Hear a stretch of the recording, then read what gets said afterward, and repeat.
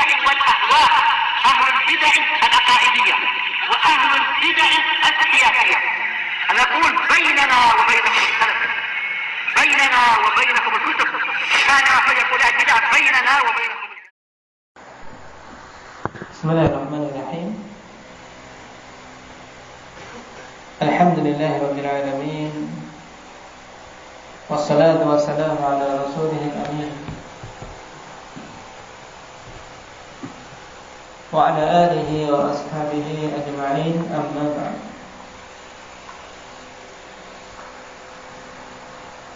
Kemarin kita telah membahas tentang penamaan lain untuk kubur.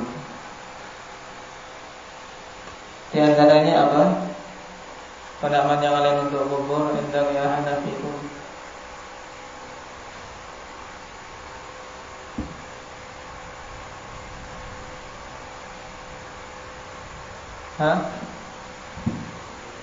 Al-bait. Kenapa dinamakan al-bait? Tempat tinggal dia menunggu tegaknya hari kiamat. Baik. Nanti terdalil.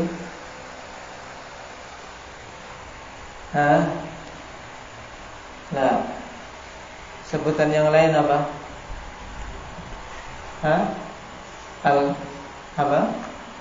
Al-jadad. Jawabnya al-ajdad. Dalilnya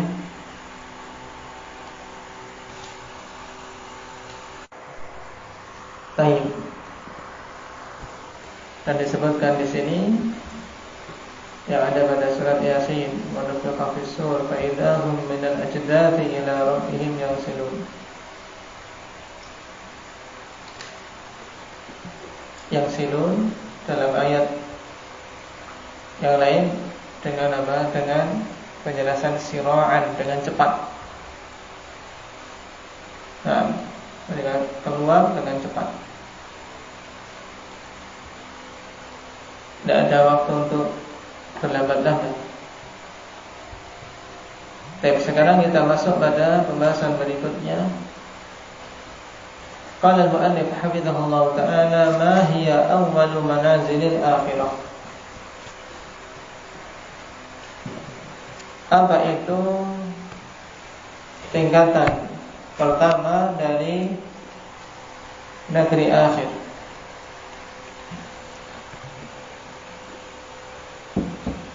Dinamakan awal manazilil akhirah dikarenakan seseorang ketika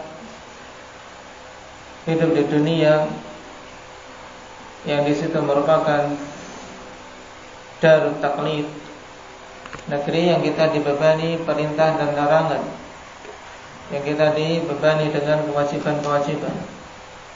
Kemudian berpindah ke negeri pembalasan. Dan pembalasan yang diterima pertama kali, nah, dia dapati di mana? Di kubur. Nah, baik. Jadi kehidupan di dunia, kehidupan untuk apa? Untuk mempersiapkan diri dan belum saatnya menerima balasan. Maka jangan kita meminta untuk disegerakan akhwanifillah, tapi tangguhkan balasan-balasan tersebut di akhir kelak. Nah, maka dikatakan di sini, nah, jawabannya adalah al-qabr, kubur, sebagai awal pertama kali dari apa? Dari tingkatan-tingkatan hari akhir. Dalilnya an Utsman radhiyallahu anhu, qala Rasulullah sallallahu alaihi wasallam, al-qabru awwalu manazilil akhirah. Al-hadits. Dan yang seandainya dilengkapkan tentunya akan lebih bagus, sebagaimana yang disebutkan oleh Syekhuna Yahya hafizahullah ta'ala dalam Mabadi' Muhidah. Nah, hendak ya Ja'far.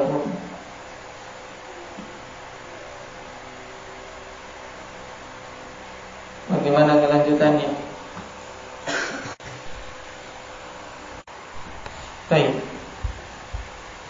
Rasulullah sallallahu alaihi wasallam mengatakan innal qabra awwalu manazilil akhirah fa inna jaminhu fama ba'dahu aysaru min wa illam yanju minhu fama ba'dahu ashaddu min.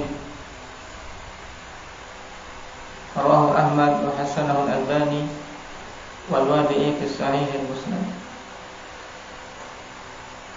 Sesungguhnya kubur itu adalah awal pertama kali dari tingkatan yang akan didapati oleh seorang hamba dari tahapan-tahapan hari akhir.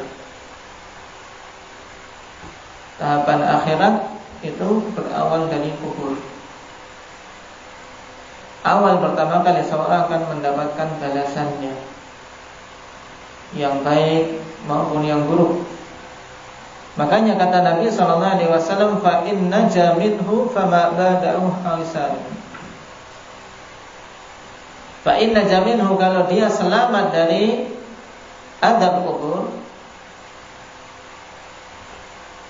selamat di awal pertama kali tahapan hari akhir tersebut, fama ba'dahu aisaru, maka setelahnya akan lebih mudah.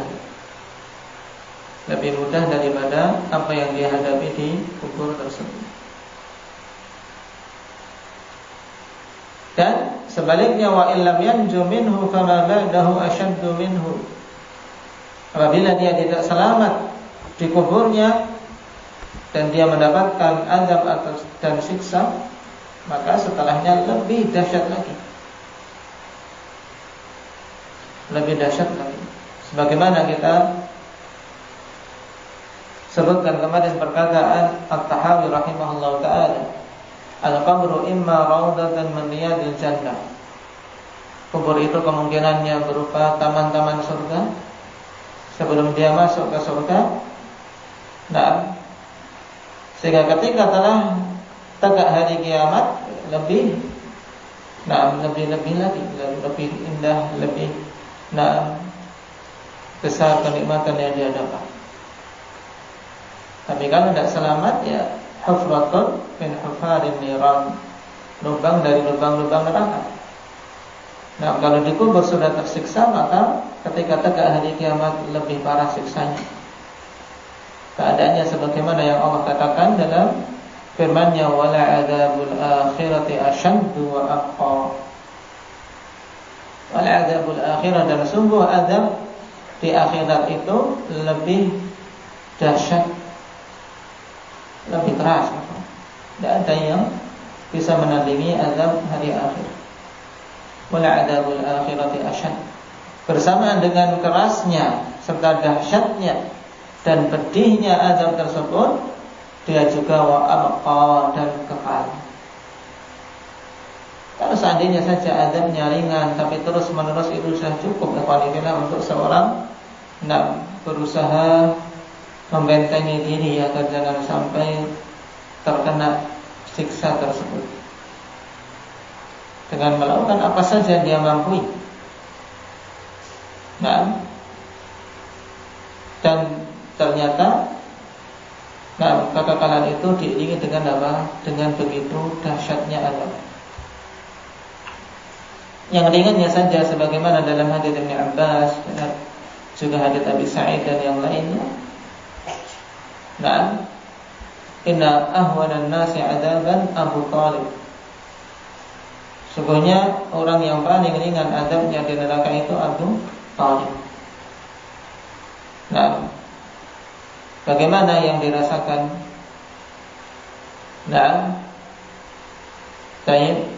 Dia meletakkan kakinya, telapak kakinya di neraka, yaghli minhuma dimahu. Otaknya dengan sebab kedua kaki yang dicemplungkan ke neraka mendidih. Dalam keadaan badannya ke atas tidak terkena siksa api neraka, tapi saking panasnya, ikut merasakan gejolak yang tentunya sangat menyakitkan. Sampai-sampai wa huwa yara annahu ashaddu ahli an-nari 'adaban wa huwa min ahwanin nasi 'adaban. Dia melihat dirinya orang yang paling dahsyat siksanya, padahal sebaliknya dia yang paling ringan. Yang paling ringan seperti ini, lalu bagaimana yang azabnya lebih dari itu? Apalagi yang paling dahsyatnya, seperti misalnya yang Allah ancamkan kepada para penggambar makhluk bernyawa misalnya. Asyaddun nasi 'adaban yaumal qiyamah al-musawwirun. Orang yang paling keras azabnya pada hari kiamat adalah orang yang menggambar makhluk bernyawa. Jadi sekian mereka yang terancam dengan azab yang paling keras, di antaranya yang menggambar makhluk bernyawa. Nah, ini bukan ancaman yang ringan, sehingga seorang tayyib bermudah-mudahan mengambil resiko dengan sekedar mengikuti pendapat dan beralasan ini permasalahan khilafiyah. Jangan kita beragama tayyib kemudian kita pertaruhkan keselamatan kita dengan alasan ini khilafiyah. Ini keliru dalam beragama. Juga merupakan langkah yang sangat berbahaya demi keselamatan kita di akhirat. Toh manfaat yang ada sangat sedikit kalau kita mengingat ancaman yang begitu keras. Ancaman yang begitu keras. Bukan hanya hadits ini saja, terancam dengan azab yang paling pedih, terancam dengan laknat. Kemudian diancam juga untuk melakukan perbuatan yang tidak dia mampu, meniupkan ruh pada makhluk-makhluk yang dia gambar atau dia pahat.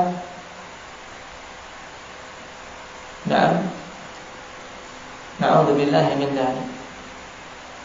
Maka seorang yang berakal tentunya lebih memilih jalan selamat, lebih memilih jalan selamat daripada menempuh resiko dengan memfoto alasannya ini bukan gambar makhluk bernyawa, atau memvideo dengan alasan ini bukan gambar makhluk bernyawa, atau dengan alasan Syekh Fulan atau Syekh Alan melakukannya. Di saat pendapat yang lain dengan keras alhamdulillah menerangkan tentang masuknya perkara-perkara itu dalam keumuman hadis. Makanya kalau kita perhatikan ulama-ulama besar, Tayyib, Syekh Ibnu Baz, Syekh Albani dan yang lain, apalagi Syekh Muqbil rahimahullah ta'ala, dalam masalah ini mereka peringatkan kaum muslimin darinya dengan peringatan yang keras.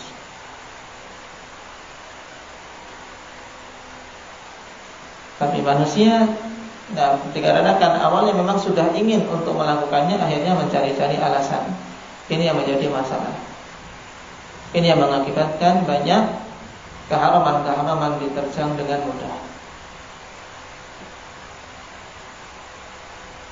Baik. Ingat saja tentang kubur ini. Utsman radhiyallahu anhu aqwanillah, setiap kali melihat ke kubur beliau menangis. Setiap kali melihat kubur menangis. Teringat dengan hadis yang dia dengar dari Nabi sallallahu alaihi wasallam, al-qabru awwalu manazilil akhirah. Karena ini awalnya, setelah itu kalau memang mendapatkan nikmat setelah itu akan ringan. Tapi kalau mendapatkan azab, ini yang paling kita khawatirkan.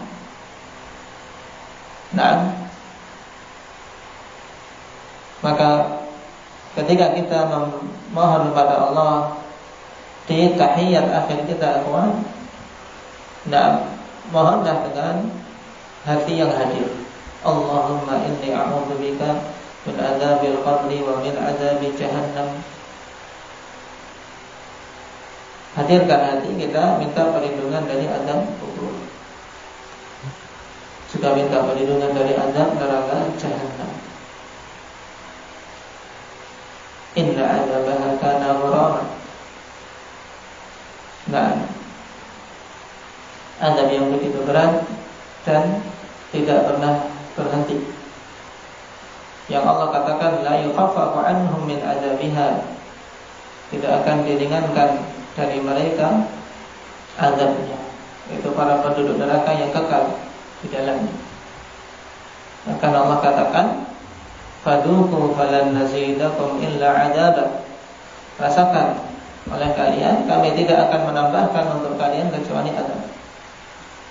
Sehingga ayat ini merupakan ayat yang paling menyakitkan dan paling paling berat bagi penduduk neraka. Kenapa? Karena terputus harapan mereka untuk mendapatkan keringanan dan dihantui dengan ketakutan atas tambahan azab yang dijanjikan. Karena kata Allah, falan nazidakum illa adzaba, kami tidak akan pernah menambahkan untuk kalian kecuali azab. Sehingga terus menerus bertambah azabnya dari hari ke hari, padahal mereka kekal di dalamnya. Na'udzubillahi min dzalik. Nasallallahu al-'afiyata wassalam.